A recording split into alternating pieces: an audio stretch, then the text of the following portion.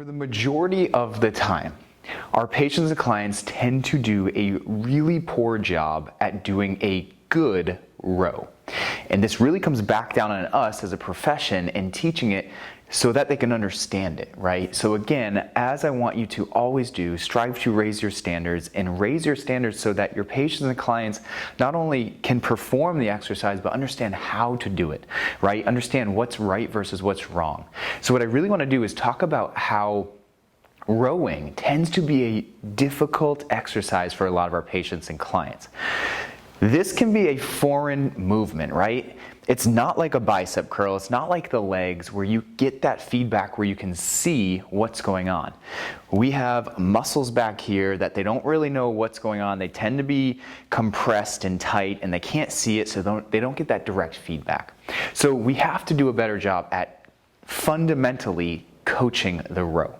So the biggest compensation that tends to happen with the row is that we go into way too much humeral extension. And why do we do this? Well, if we don't have the ability to slide and retract the scapula like we want to do, then our patients and clients think that when they bring their arm this far back, that they're doing a row, when in reality, they're just rolling the ball in the socket at the glenohumeral joint. So we really need to educate them that they must first feel their scapula. And what we should use is shoulder blade, right? How do we get them to feel that shoulder blade? And how do we get them from here and not feeling anything to here and actually feeling their scap? So the big problem is the scapula, right? So how do we coach this, right? This is the solution. The solution to the problem is better coaching. And I have a very simple analogy that you can use for your patients and clients that really tend to work well. So what I like to do to get someone to row better is first teach them proper protraction and retraction. They need to understand how to glide the scapula medially and laterally. Medially and laterally. Once they understand that, then we can start incorporating the elbow flexion that we see with a row. So let's first go over how I want you to start to coach protraction and retraction. So what I want you to do is I want you to tell your patient or client to have and place their arm straight out in front of them, right? And when their arm is straight out in front of them, I want you to tell them to envision that they have a tube around their entire arm, so a big pipe. So the arm would be straight, right? And we're envisioning a whole tube all the way to the wrist, all the way to the shoulder, right? And what I want you to do is to tell them to draw their shoulder blade back, but they can't bend their elbow, right? Because they're in the tube. So if they really get that visualization of the tube, they should automatically start to go into a protracted and retracted position.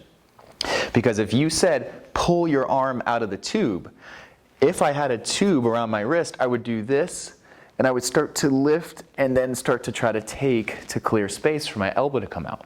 That's the same type motion I want you to do. So I want your patient or client to be proficient at scapular protraction and retraction.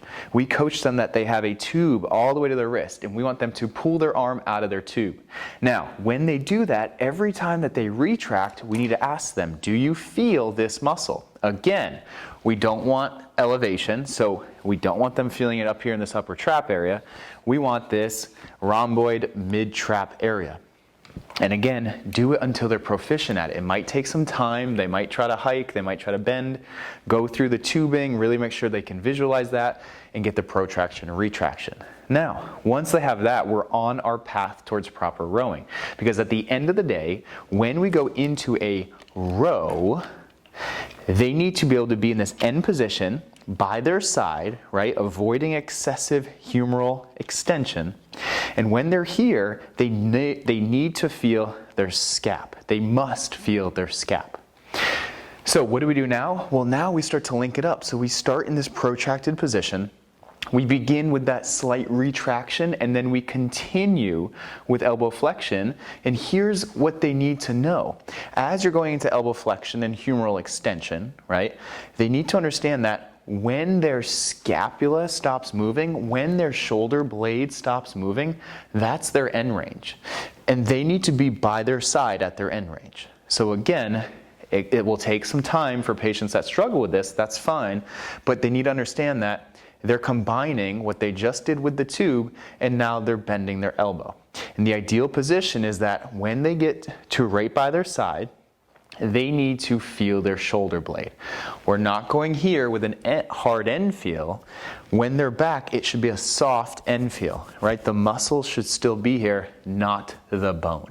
And that's a really good way that you can start to get them to understand if they feel such a hard, bony endpoint, they're going way too much into humeral extension. So really get them to understand protraction, retraction, understand that elbow flexion and humeral extension then come. And then the last thing is just to keep them slightly in that scapular plane, they should be abducted a slight amount, right? The easiest way to do this is if you put your hand right here when they're rowing, they shouldn't feel your hand. In other words, we shouldn't be here because we're probably going to go into internal rotation. So we really need to ensure that they don't touch your hand. So those are the ways that we can really start to raise our standards to teach and coach a better row.